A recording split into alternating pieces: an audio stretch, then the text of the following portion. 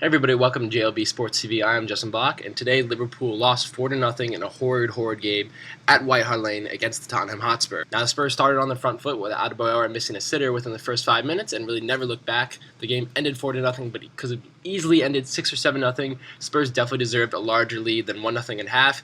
And when Liverpool went down to 9 men, the goals were just forthcoming for Spurs. It could have been, like I said, 6 to 7-0 easily. Gareth Bale, of course, wasted no time in settling in, and he took advantage of Martin Skrtel very quickly and very often. Skrtel was, of course, a center back. He played out of position at right back and could really never cope with Gareth Bale's pace.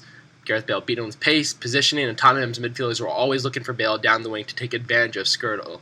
It appears that Tottenham's strategy early on was taking advantage of Skrtel, whipping those crosses, and really try to get things going in the box. Now, I want to know why Jamie Carragher didn't play right back. Last game, Skrtel, of course, also filled in a right back, but why is Jamie Carragher playing right back? Jamie Carragher came up originally as a right back. In the past couple seasons, Jamie Carragher has been the makeshift emergency backup right back for Liverpool, so why not play him there instead of Martin Skrtel? I want to also speak of Jamie Carragher. It appears that he maybe played in 2 of the goals today, but like I said in my last video, he should not lose his starting spot in the 11 at all as yet. If anything, when Coates came on, Coates proved that he wasn't really quite ready to step up to the Premier League yet. And once Agger, arguably our best defender, went down, a long day was definitely assured for Liverpool. The back row was already in shambles and totally disorganized, and throwing a 20-year-old Coates in the spot of Daniel Agger was just a recipe for disaster and a recipe for more goals for the Tottenham Hotspur. Cards were, of course, the story of the game. Liverpool only committed 9 fouls to the Spurs 14, but somehow ended up with 2 yellows and 2 reds.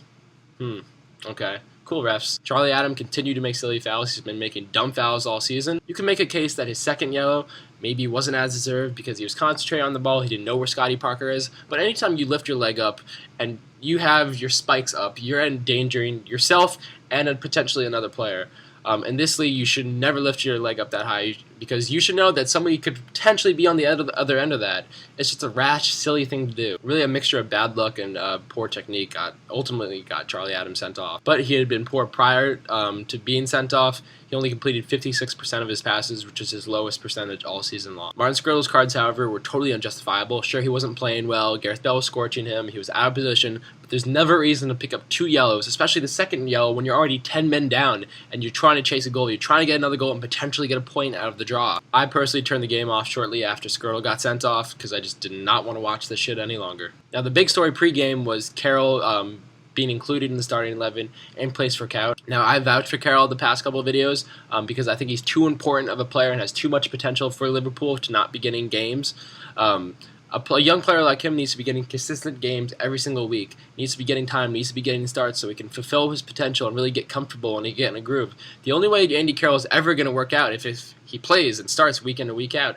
And ultimately, Liverpool is going to have to figure out how to play with Andy Carroll in the side, how to get him the ball, and how to take advantage of his strengths. Now, Carroll's performance today really didn't show much. It was really kind of indifferent, mainly because Liverpool didn't have any service forthcoming. They only held 38% of the ball throughout the game. Tottenham actually outpassed Liverpool, 613 passes to Liverpool's meager 369 total passes, which is just a pitiful amount. Those stats really just show the story of the game. Liverpool were dominated from the first whistle to the last whistle by Tottenham's quick passing, great control of the ball, and the fact that Liverpool were just making rash challenges and picking up cards all over. Now, my question to the viewer today is, where does Liverpool go from here? These are 2 bad losses in a row in which Liverpool have not only played bad, but they've looked a mess tactically and formation-wise.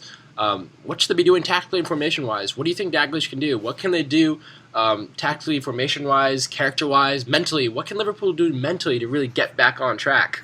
And also, Steven Gerrard is set to come back, which I guess is the one positive bit of news we can take for the week. I want to know, where do you think he fits into this Liverpool side now? Undoubtedly, he'll take his spot in the starting 11. So I need to know, or I want to know from you guys, who do you think is going to lose their spot in the starting 11 now that Steven Gerrard is coming back? Is it Charlie Adam? Is it Jordan Henderson again? I don't know. Maybe it's Jordan Henderson. Henderson's looked awfully, he's been missing in action, frankly, the past couple of games. He hasn't really showed why he's worth the £20 million yet. He hasn't really gotten a chance to show, oh, yeah, I'm Jordan Henderson. Yeah, I'm good at this sport, and I can really pass the ball well. The new signings really haven't proven themselves thus far, so who will be kicked out of the side once Steven Gerrard comes back? That's all for today for JLB Sports TV. I'm Justin Block, and just give me your thoughts on Liverpool and give me your thoughts on where they go from here.